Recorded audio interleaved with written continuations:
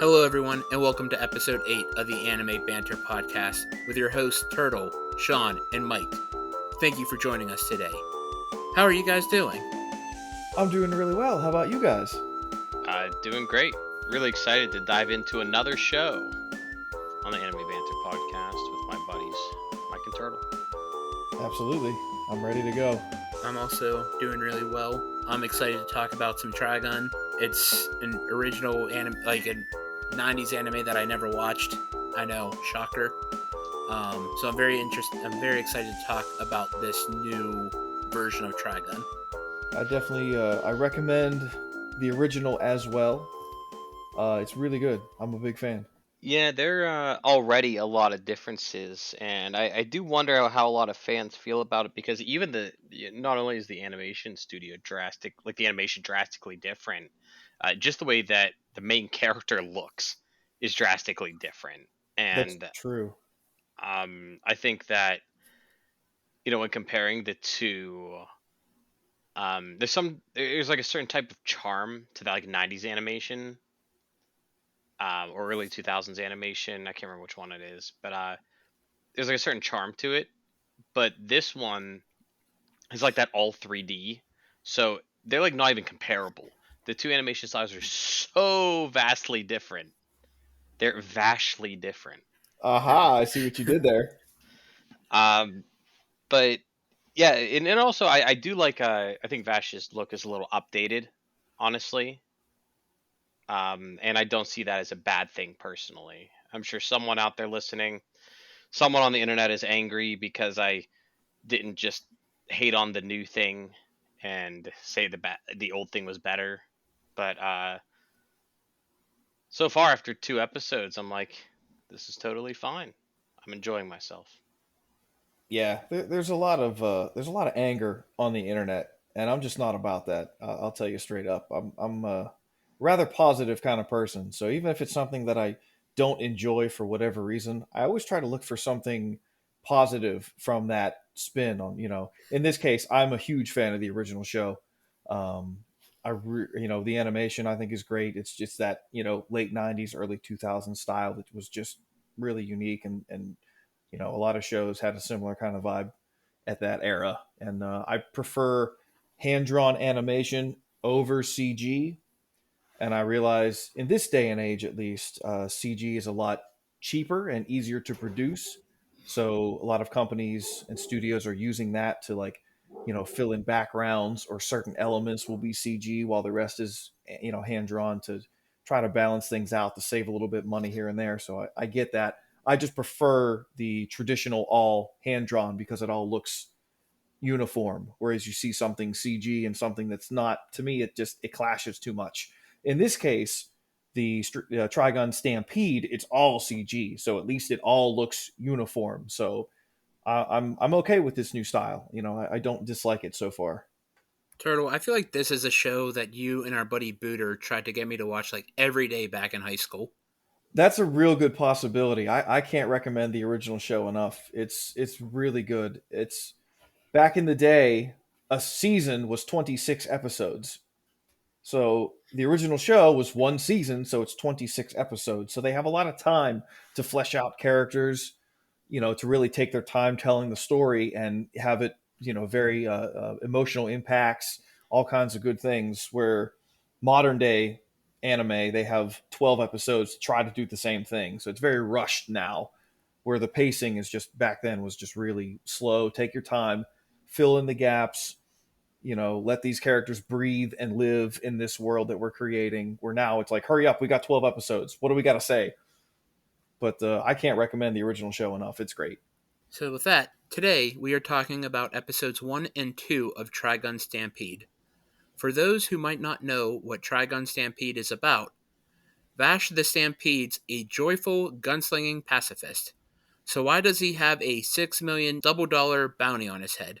That's what's puzzling rookie reporter Meryl Streif and her jaded veteran partner when looking into the vigilante, only to find someone who hates blood. But their investigation turns out to uncover something heinous: his evil twin brother, Million's Knives. So I do have a few thoughts. Just the synopsis. There are two big things that stand out to me. as a fan of the original, I do remember. I don't know if they ever said Knives' first name, but I feel like they just called him Knives throughout the whole thing in the old show. Maybe I'm wrong. I But think you're right, actually. Now that I think about it, I don't think they ever say the millions part. so when they were talking about Vash's brother, and I'm like, oh yeah, the villain's name was Knives.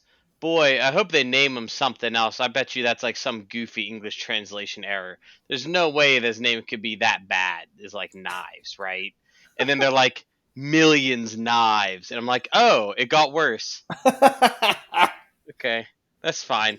Listen, I can look past naming. It's not what I'm into. I think Millions Knives is dumb, but it's also written by a Japanese person and not an English person, so I can easily forgive it. The other thing I wanted to point out is the 6 million double dollar bounty on his head. In the times we live in, inflation is so high that I imagine the double dollars are just like what we're gonna have to switch to in real life currency soon. So I was like, "What's double dollars?" And I'm like, "Oh, now I kind of get it. Yeah, maybe they're just gonna cut all the currency in half or something." I was gonna say, is one double dollar two US dollar? That's what I'm thinking. I think we're gonna have to cut all our currency in half just to bring it down to a reasonable level. Episode 1, No Man's Land. So right off the get-go, the animation is super dope. Yeah, I agree. I usually hate the all CG stuff. Turtle and I talk about it all the time. Those uh those Berserk movies that they made, Oh yeah. they're not very good, to say the least. And it's a shame because like if you can get past that, the story is absolutely incredible. Berserk is great. I was so excited when they did the movies after a long period of silence for Berserk, and I was like, all right, cool, Berserk's coming back. And then the movies told the same plot as the original anime back in the 90s, and then it stopped. And then they came out and they're like, we're going to do an anime and we're going to continue the plot. I was like, thank goodness. And then they got 2 seasons and then it stopped. And, not too terribly long ago, the creator did pass away, which is, a real shame, very sad. Um, it took a really long time for his manga to come out, but Yeah, his friends continuing it at least. yeah, I mean it's a great show, great story, but like the animation with the CG and half CG, half drawn, it just doesn't look good. So to say the least, I was very skeptical when this came out. Yeah. Um, but then you hear that they did work on a lot of shows. They're not usually the primary studio. The studio is Studio Orange, and they're not usually the primary, but they provide a lot of CG assets for shows like Tiger and Bunny and Black Lagoon they worked on, but they also were the primary studio on Beastars. And while I myself don't necessarily love the Beastars anime, I think the animation's really well done. So when I hear that, I think, well, maybe I'll give this a fair chance. And it's it's kind of weird, but I like it. Yeah, they definitely spent some time rendering the show because I think because it's all CG, like I said before, it's all uniform within its world, and I think it holds up really well. I think it looks good. So we are in a ship full of cryopods, and the cryopods seem to go from floor to ceiling, length of the ship for the most part. Naturally, there's people in all the cryopods, and we learn that a young Vash is in there, and he's saying hello to everyone, and he's calling people by name. And then all of a sudden, the ship is starting to fall apart, and he's freaking out. He runs, and what we can assume is Vash's mother rush him and his brother to an escape pod. And the brother's like, "Come with us, there's room." And she's like, "No, I have to stay." And Vash is really upset that the mother doesn't go with them. And the brother seems very unfazed by her not coming with them. And they even have the shot where like he reaches out his hand, the brother reaches out his hand, and she doesn't take it and chooses not to go. So in present day, where we see a man and a woman in a car, and we learn that these are two journalists, Roberto and Meryl, and I love Roberto's name. It is great. It is some fantastic anime naming. His name is Roberto De Niro. I mean, it doesn't get any better than that. I love when they just take like English things and like throw stuff in like that. Like when JoJo's does like yeah, they add all the rock names in there. I was gonna say how every character is named after a rock band. Yep, exactly. Yeah, like I love that. I don't know what it is. It's stupid, but I love it. Like I can't. I don't know. I really like it. It's So amazing. I'm all in here. I mean, And you're I will, paying homage to a great actor, so it's all good. and I will say Roberto has an amazing mustache in the show. Yeah, he does. I'm a little jealous. I can't grow a mustache like that. So we learned that him and Meryl are on the gossip section of the news team, and Meryl is new to the beat, and Oh he wait, keeps hold up. calling. Sorry. Oh, I do want to say don't want to leave out Meryl Streep. You know what I mean? Another there, talented there you go. actress there. I just It's a good point. Roberta De Niro, she's Meryl Streep, but Meryl Streep. You know what I mean? So Yeah, I just I don't want the listeners to say like, hey, you only calling all Robert De Niro. I want to give credit where credit's due to Meryl Streep too. that's true. That's a good point. I didn't really catch on to that at first. So Roberto keeps calling Meryl newbie, and she's getting very upset by this. She's like, "My name is Meryl, and I was top of my class, and you have to treat me better. And I'm not newbie. Don't call me that." And this entire time, I was just having flashbacks of watching Scrubs and Dr. Cox always calling JD newbie. That was a good show that I never watched a ton of, but that always made me laugh when I did watch it. Dr. Cox, especially, he's incredibly funny. That comparison really cracks me up. Actually, he definitely has a little bit of the Dr. Cox demeanor. So they pull out a flyer of a hand drawn Vash, and we learn that Vash is called the humanoid Typhoon. And I thought that was one heck of a nickname. Yeah, I don't know. Like, I don't want to say too much because this is only like the first episode of this version, and I don't want to talk about too much of the old show because I think that'll bring in some spoilers. So we'll learn more about that, I think. So Meryl and Roberto are walking because Meryl forgot to charge the battery in the car, and they see a man tied up by his feet with a robot arm, and we learn it's Vash.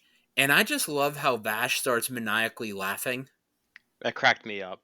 Yeah, I laughed really hard, and again, it's a joyous laugh because I'm it's the same voice actor of Vash, at least in English, from the original show to this one. They brought Johnny Young Bosch back, and he's absolutely amazing as this character, and I'm very happy to have him back. And that was such a great introduction for him to just be hanging upside down and just laughing maniacally. And oh, well, he's back. Here we go again. So some cops ride up on them saying, "Oh, we're looking for Vash. He has this big bounty on him. Have you seen him?" And Meryl's like, "No. Wait, who? Are you sure? Actually, yeah, he went that way." And they're like, "Why the hell did you not tell us that to begin with?" And Vash is like, "Oh, you're my hero." And Meryl ties him up. It's like, "Yo, I only saved you for the money and the exclusive interview I'm getting." And Vash is like, "Oh, okay, well, we can go to the diner to talk." And Meryl's like, "Why the hell did you not lead with that?" And I love how Meryl just like, after she ties Vash up, is dragging him from side to side on the screen. Like, is it this way? Is it this way? Is it that way? Where's the food? I did want to make a note about Meryl, and maybe they're going somewhere with that here, but if I'm correct, in the original show, she worked for an insurance company, and in this version, it seems that she's a journalist. Am I correct? Yes, you are correct. And I think she mentions in the car to Roberto that, one day she wants to, join an insurance agency. So I think they drop a hint for that on something that might be coming up in the future. Okay, yeah, I would say I don't know if that's gonna end up being a spoiler or not. So sorry, anyone. I don't know, but it's just really weird because in the original show, she's like, yeah, I work for an insurance company, and now she's not doing that. Yeah, it's tough to talk about this show and compare it to the original without bringing some spoilers in. So I assume most people watching Stampede are fans of the original, but it is going to bring in new people that never saw it. So it's hard to talk about this without spoilers. So I'm going to try to watch what I say. But yes, yeah, in the original, she is an insurance agent. Yeah, I figured that was not on spoiler territory. I don't think so. I think we're going to get there at some point because this show it's similar in a lot of ways, but different in equal amount of ways. So the three of them roll up to Janora's Rock and they enter, and the bartender, Rosa, is a little hesitant about Meryl and Roberto at first until Vash calls them his best buddies. And then Rosa's like, oh, okay, cool. You're friends with the Janora Rock Savior, then you're cool here. And Meryl's like, okay, what do you want to drink? And she offers booze because it's a bar. And Meryl's like, no, I want water. You know what? Water's for all three of us. It's how I stayed at the top of my class. And Roberto calls her a prude for wanting water instead of booze. And when the water comes out, it is some nasty ass looking water. Yeah, it's like a light brown color.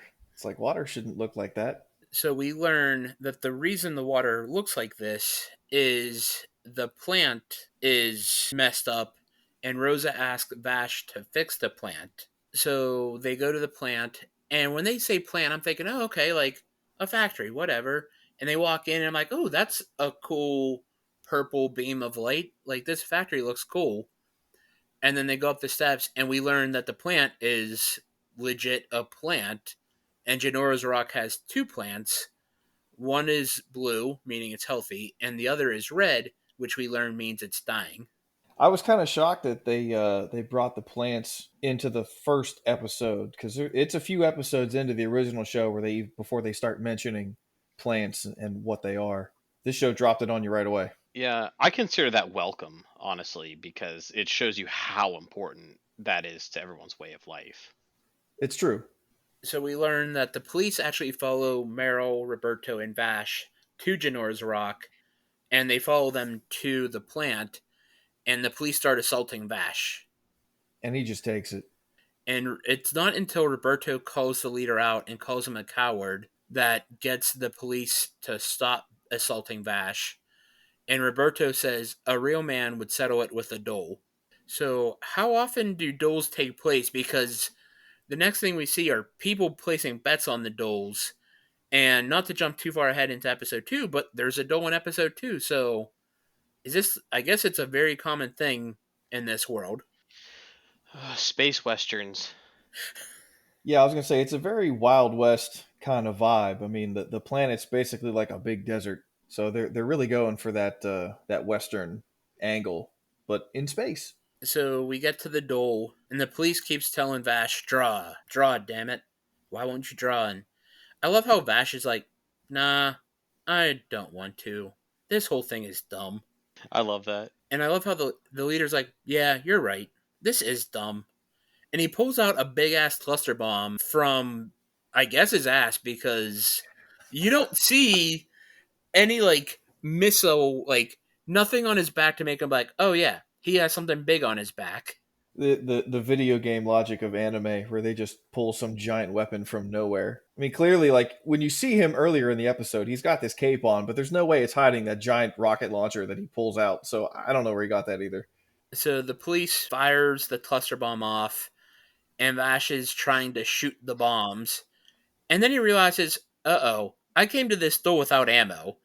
And I just love his reaction to realizing he's out of ammo and he forgot to load his gun. I kind of like it. You can't tell if he's like a genius or an airhead or like you know what I mean. Is he just quirky? Like what? I feel like you can't get a good gauge on his real personality yet. Yeah, and I think it was similar in the original show where he's just incredibly goofy. And you're like, there's no way that this guy can be a humanoid typhoon when he's just silly. I really like that about Vash. Yes, I mean, we're only a couple episodes in, but it's like, it's so endearing. Vash is a great character. He's one of my favorites as far as like anime protagonists go. I really love Vash. So Vash is screaming, someone get me ammo, I need ammo, help, help, help. And Rosa gives a bullet to Meryl, and Meryl throws it to Vash. And I just love how the military or the police officer can shoot the bullet out of midair, like perfect shot. Yeah, his aim's pretty good. So Vash is chasing the bullet down, and the police are chasing Vash. Like, nope, you're not getting that. And he starts trying. The police starts throwing fists at Vash, and Vash is just dodging, and it makes it look effortless. That was some really good animation from the studio on this. For him, the way he dodges the punches and just how it looks, it looks really good. So Vash finally gets the bullet. He loads the gun. He takes a rock and he throws it up in the air, and he shoots the rock, and the rock just perfectly just hits every single bomb in the air, diffusing the cluster bomb reaction. And I thought that visual was so cool to see. Yeah, it's a really stunning visual there, and it's another way of introducing like Vash has really, really, really stupidly good aim. Where this is an impossibility, and he's able to toss this rock and shoot it in just the right angle where the rock will splinter and be able to hit all of the bombs to detonate them before they hit the ground. It's an impossibility, but Vash can do it.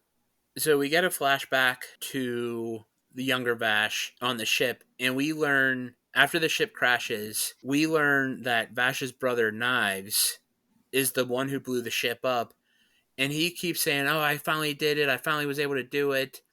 And he looks at Vash, and he's like, "You were my accomplice in all this, weren't you?" And I'm like, from what little we have seen so far, I'm like, how the hell is Vash an accomplice to all this? Like, Yeah, there's a lot to unpack with Knives. He's a little crazy. Yeah. He's a little crazy. so speaking of Knives, we see him playing a piano, and he's talking to some creepy ass statue at the top of the piano. That is a creepy statue. I forgot about the statue until I rewatched the again before coming in here. It's a very creepy statue. And And I he's just like, wanted to mention like the piano. Typically, your your natural notes on the piano are white, where your sharp and flat notes are black. The piano that they animated is reverse, where your natural keys are black and the sharp and flat keys are white, and that just looks really cool. Just throwing that out there. I wonder what this creepy statue's all about. Like, is it some supreme being, and is this why Knives blew up the ship?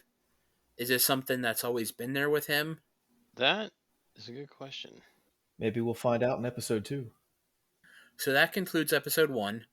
Turtle, would you like to talk about the end credit song, which we learn is the opening credit song for episode 2? Yes, this will be our opening song going forward. This song is called Tombi, Tombi, by Kvi Baba, Kvibaba. I really, really, really, really like this song. This is a really cool song. It's a very like soulful and R&B type song, and it's got a lot of synth sounds as well as some synth drums, I believe. And it's a very like melancholy sound, but it also is kind of upbeat. And I'm not the biggest fan of synthy sounds. I would prefer real instruments, but the way this is just put together and produced, it just has a really cool vibe and it's perfect. And I look forward to hearing this every time I watch an episode. In my books, this song gets 2 thumbs up. I do want to throw out though, the vibe of the song is so unbelievably drastically different from the original Trigun anime's vibe. And I love that song too, by the way. It's just like this ripping rock guitar. It's a great track as well. But yeah, this is a totally different aspect in music to line up with Trigun. But it's a really great track. I don't have the original Trigun to compare it to, but I really, really like this song as well. I'm coming over tomorrow. We're gonna watch it.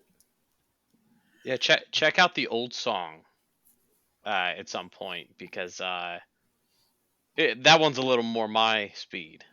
You know what I mean? The new one's good too, though. So before we jump into episode 2, would you guys like to discuss anything about how this episode compares to the original Trigun? I think in the original show, we probably have maybe 5 episodes until they start talking about a plant. So you have a solid like 4 or 5 episodes of learning who Vash is and his silliness before we get into anything sort of serious. Where episode 1 here kind of skips all that and throws us right in. So that's, to me, that's kind of the biggest thing. And again, that goes back to the seasons where they have 12 episodes now. Back then they had 26. So they had a few extra episodes where they could just have silly things happen and we can watch Vash's reaction and learn how he is as he, is from scenario to scenario. Here it's like we only got 12 episodes. Let's get going. So regarding the previous series to this one, I think that they did a lot of lore building. Both of them do a good job of building the world, and as Turtle said, the character of Vash, you learn a lot about him in the original series very early on, but in this one, they're really teaching you a lot about the world between like the plants, and we're already learning about knives. And I don't know how much we learn about knives in the first like 2 episodes of the original anime, but I don't think it's very much. I'm going to be honest, from what I recall, I don't think they dropped Knives' name until about halfway through the show. That's what I was thinking too. So we're building a villain. We're building the importance of the plants. Like there's a lot more happening a lot earlier, and it could be because they may be trying to achieve in 12 to 13 episodes what they achieved in 24 to 26 episodes of the original anime, and you have to approach it differently if you have half the time. It's true. Episode 2, The Running Man. So the show opens, and Vash is working on something in a workshop, and we hear a radio host saying he thinks it would have been better if everyone just died instead of living on this forsaken land. That's not morbid or anything, is it? I mean, he has a point with what little we've seen of of this land so far. It's all desert, plants are dying. Seems like natural resources are at a very low point. Yeah, I mean, we even found out from the last episode, especially without a plant, it's tough to get water. And everything. By the way, we haven't seen any of this planet besides desert, have we? Not that No, I can think of. Like, have they said this is Earth? Because they showed spaceships. Are we on Earth? I don't think we no, are, right? we are not on Earth. I know that much. I don't know if the planet has a name, but I think the planet is basically like a desert, the whole thing. I don't think there's like greenery or anything. I think it's a very barren land with not much to it. So Meryl is interviewing Vash, getting her exclusive interview, and we learn the reason Vash's bounty is so high is because of his evil twin brother. And I love how Roberto's like, evil twin scenario. Yeah, that's gonna be a tough sell. He's so like grounded in reality, Roberto, where everything he's just like, well, I don't know if I believe that. I've seen that before. Oh, that's made up. So during the interview, a little kid comes up and he's showing Vash these bugs, and Meryl is freaked out by them. I mean, wouldn't you? Did you see those things? Yeah, but I mean, they were in a cage. Like, it'd be one thing if the kid opened the cage door and let the bugs out, but I mean, what kid didn't collect bugs growing up? And like, I remember during summer nights collecting lightning bugs and everything. Yeah, it's true. I would take the little lightning bug or firefly over those things. They're like, I don't know, desert demon dragonfly looking Yep, yeah, things. the desert bugs. So then Rosa shoos her kid away, and then the whole bar turns on Vash. And Rosa's like, yeah, it's nothing personal. It's just we need the money. And they're not doing it for a regular amount of money. They're doing it for a shitload of money. Thank you for the Spaceballs reference. I love Spaceballs. I watched Mel Brooks movies all the time with my dad growing up. Oh, they're great. I think I bought the Blu-ray box with like all of his movies. They're incredible. I still haven't As seen History of the World Part 2. I was about to say the same thing. I forgot that was even happening. Gotta watch that. I'm really surprised it took so long for the bar to turn on Vash. Well, I mean, they mentioned that he saved the town, so they were trying to be nice, but then they found out the plant was dying, so plants are expensive and hard to get. Yeah, and I guess you figure get the police out of there first, so it's one less person or group trying to get the money. Yeah. And they know Vash is a nice guy, so he's not going to try to hurt them. So they have the advantage. So, and then we see Meryl and Roberto help Vash escape the ambush. Then we see a scientist looking dude, a big dude in a car. And I love the scientist looking dude. Just like the crazy hair is so wacky. And we learn that this is Father Nebraska. And the big dude in the back is Gofsef. These are some characters, man. This stuff screams that like cheesy '90s anime. Absolutely. And these two characters are in the original anime. They're a little bit different in this show, but mostly, very very similar. But these are some characters, man. They're pretty wild. So back with Meryl, Vash, and Roberto, they're running away. And Meryl starts giving Vash shit like, why don't you fight? Like, did you forget bullets? Like, why aren't you doing this? Like, and Vash is like, yo, bullets are expensive. I could either buy one bullet or I could buy 2 dozen donuts. And I would definitely take the donuts. That's one thing that I missed so far in the original show. Vash was eating donuts all the time, and I haven't seen him do it yet in these two episodes. I want to see some donuts, man. He also, but at least he mentions them. But he also hasn't uttered his signature catchphrase, has he? No, I'm trying to think what his catchphrase is now. Love and peace. Yeah, he says that a few times for sure. I have to assume he's going to say it in this show. I have to. Yeah, he has to. I just don't see how they could get away with it without doing that. I know. So we're back to Goffsef and Father Nebraska, and they're driving towards Janora's Rock.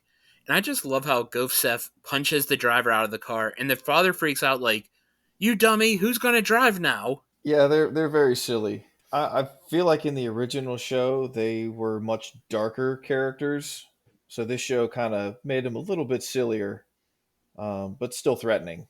That's okay with me. I don't mind lightening the vibes on occasion here. Oh no, I mean Trigun, even the original series is known for silliness, so I'm all in. It's just it's interesting to see these characters spun in a little different way. So the Nebraskas pull up on Janora's Rock, and they're barreling right down towards Rosa's kid, and Vash saves them. And Father Nebraska challenges Vash to a duel, and Vash just is like, "Nah, peace, I'm out of here." Not interested. No, thank you. Yep, and like part of it's like, okay, is he running away because like he doesn't want to fight? Is he a coward, or is it a I need to like these guys are clearly dangerous. I need to save the town, and I think it's more the latter.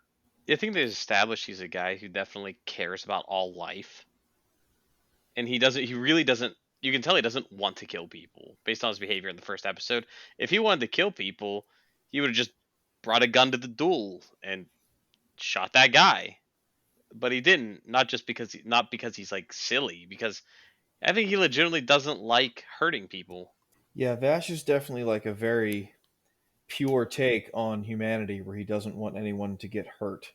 He has the skill to cause a lot of pain and destruction, but he uses it to prevent as much pain and destruction as he is able to. So I think that's one of the reasons why people love Vash as much as they do. He's just a really good guy I trying want to to say help. it's brutal because he has the $6 million double dollar bounty on his head. So like people want that. So he's forced into violence Yes, all the time. and he still tries to not hurt anyone. Hmm. I just love how Vash puts Meryl in her place. Like after he runs away, and the Nebraskas head back to Janora's Rock, Meryl was yelling at Vash for running away and being a coward and what, did you forget ammo again? And just like really chewing into Vash. And I just love how Vash is like, yeah, I don't like violence, and I wonder if fighting head on is right when it risks lives for nothing. And I just love how Vash is like the whole both episodes, Meryl is like has a holier than thou. She feels like she is better than everyone. Oh, I went to college. I was the top of my class.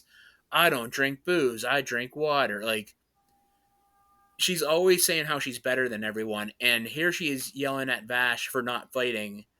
And Vash, the person with the $6 million or double dollar bounty on his head, is like, why fight when for nothing? Like, if it's going to risk lives, why do it? And I think another great thing to mention with that scene is the animation. You actually can see something this show does really well are facial expressions. You can see Meryl's expression when Vash tells her that go from like upset to questioning herself. Like, do I have the right to really yell at this guy? He's got a point. Like, he took these two, dangerous individuals out of the city so the people would be safe. That all shows up on her face with the animation. So, great job, Studio Orange. So Father Nebraska realizes, hey, we may not get Vash in the big bounty, but Janora's Rock has a way bigger prize in that of a plant. So they head back to the town to attempt to steal the plant. And I love how Rose is like, you're not going anywhere. I'm going to stop you.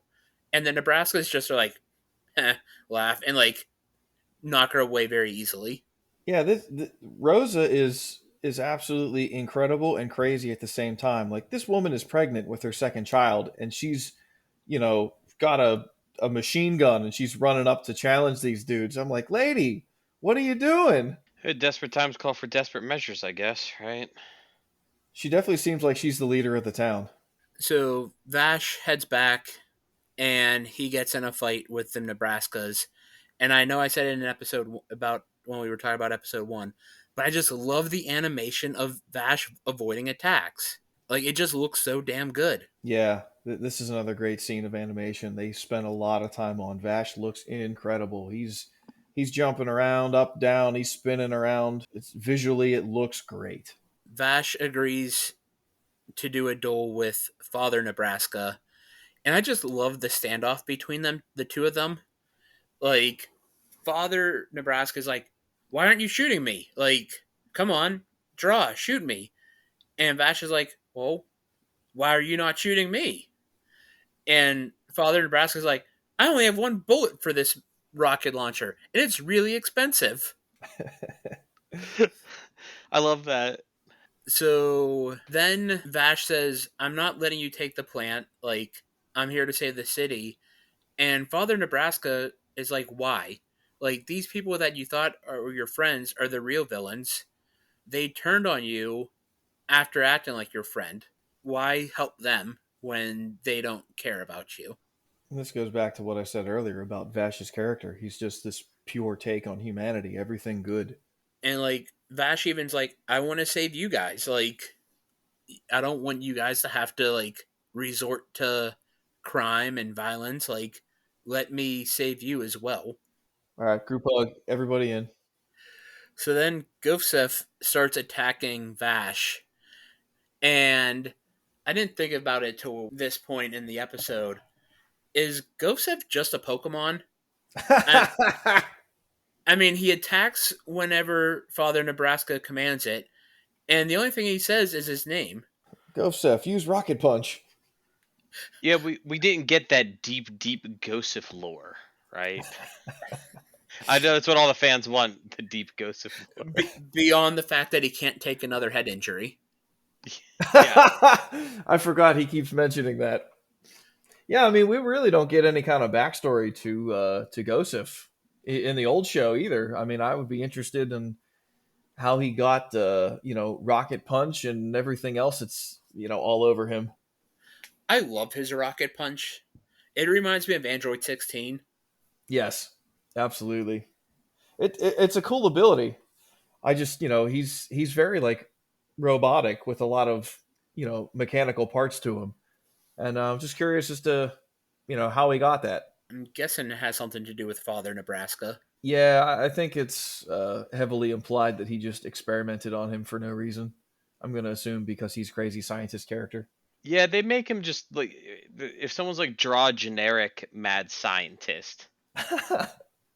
Yeah, like you might just find an image of Father Nebraska. So during the fight, the plant starts to fall off, and Ghost saves the plant, puts it down, and then the platform breaks, and Vash is trying to save him, and the whole town is like, "You crazy? Like, why are you trying to save the guy who just tried to steal our plant and tried to kill you?" And Vash is just pleading for help, and it's not until Father Nebraska begs Rosa, "Please help my son," and the motherly instincts of Rosa's love for her child and her unborn child kick in. Yeah, that's a really good moment. And again, the facial expressions give it away. You could see the turn on her face where she's like, "Well, it's for a kid. I get that." So after they save Gosef, they all get drinks at Janora's Rock, and we see Rosa's kid bring the bugs out again. And I just love how Gosef is also freaked out by the bugs. That's a good moment. Yeah, this guy's a rocket punch. Yeah, he's ultra strong, but scared of the bugs. Well, for good reason though. They're creepy, man. So Vash tries to do an Irish goodbye from the town, and Roberto catches him on the way out lake. And Roberto's like, "Yeah, there's something else going on. Something else is freaking you out besides being here." I do like the Irish goodbye. I've done my fair share of those in real life. Uh, it's just an easier way to say bye. It it's just the best way to leave a party. Well, the problem is that okay, when you're a kid and your parents say, "Get ready to leave this function. I put your shoes on. We're gonna leave in 5 minutes." You say, "Okay," but that 5 minutes is really about 25 minutes because you have to begin the goodbye tour. And you don't have to do the goodbye tour of you don't have to hug everyone and try and cram the last minute conversation you didn't get to. You just leave. And I'm like, yeah, Vash, I understand you. So we're back in the bar, and we see these mechanical bug-looking things start crawling all over Govsev, and he's freaking out because as we just saw, he's afraid of bugs. And it's not till Roberto realizes that this is lost tech, and the lights go from blue to red, and Govsev runs out of the bar and explodes. Ouch. My feels. Now we don't know like what is the significance of old tech. Have they explained that at all? Not that I know of, not that I can recall. I just know Roberto keeps pointing it out from time to time. Yeah, pretty much on this rock, for lack of a better term, that the people are on. They don't seem to have a whole lot of technology. So when something like that shows up, they call it like old tech or lost tech. And I guess it's from the days where they were, I guess, trying to find a new planet with all the pods. And can we assume that Knives is responsible for this, or is someone else on Vash's tail? I mean, that's the go to assumption. That's the only villainous type character that they've introduced so far in the show, at least. Yep. I think episode 3 may be a little more revealing.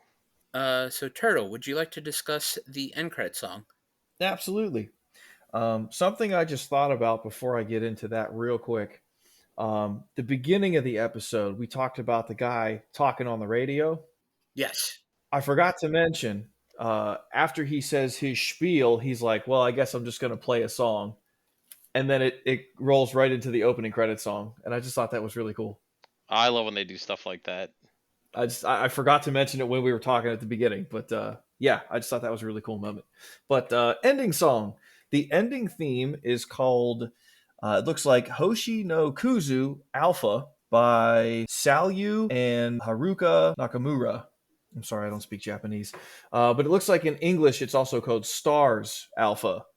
So I guess Hoshi no Kuzu is Japanese for stars, or at least is translated into English as stars.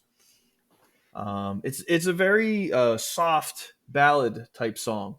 It's got some soft strings.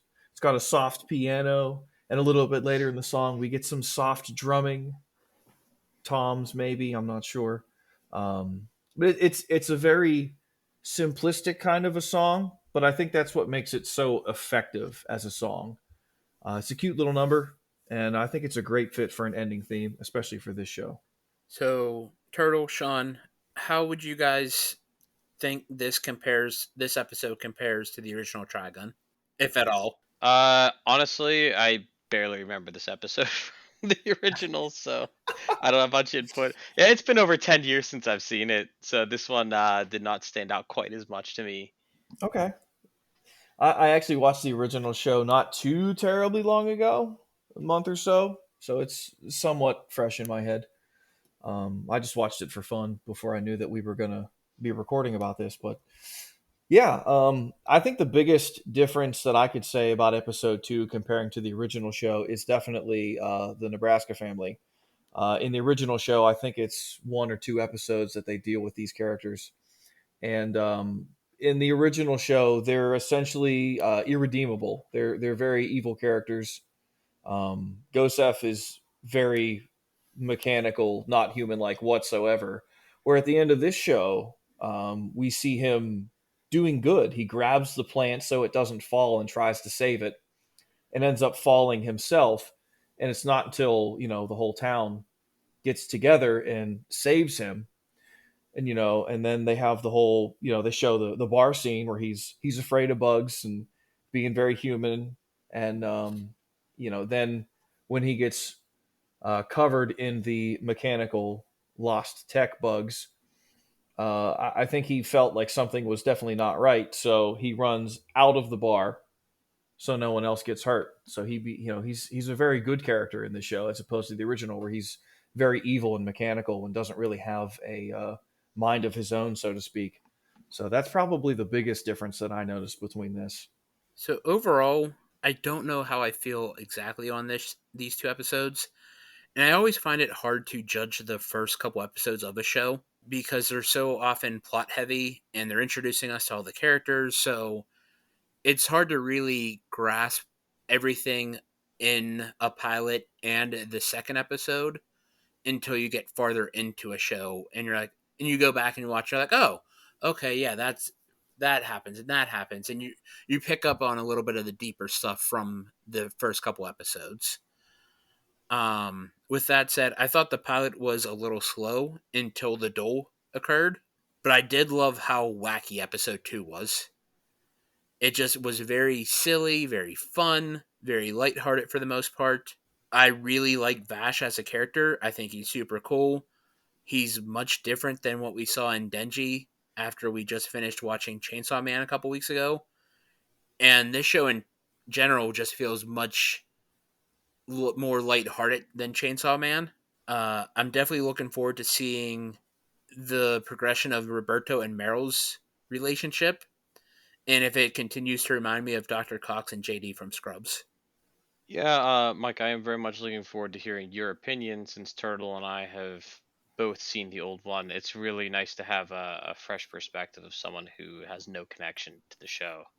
I'm very excited also to see where this new show goes and the new take it has.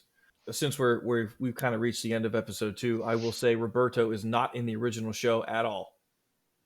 So I it's was curious if he was in just like one episode or if he's just a completely new character. he is a completely new character for this, so I'm very excited to see where that goes because it's a very different spin, and I like the character so far. He could have been in the manga. I just haven't read it. I've not read it either, but from what I understand on the internet, and everything on the internet is true, I believe that this show is more accurate to the manga because when the original show came out, the manga was not done, so it kind of did its own thing, but was loosely based on the manga, from what I understand. And with that, we come to our waifu of the week.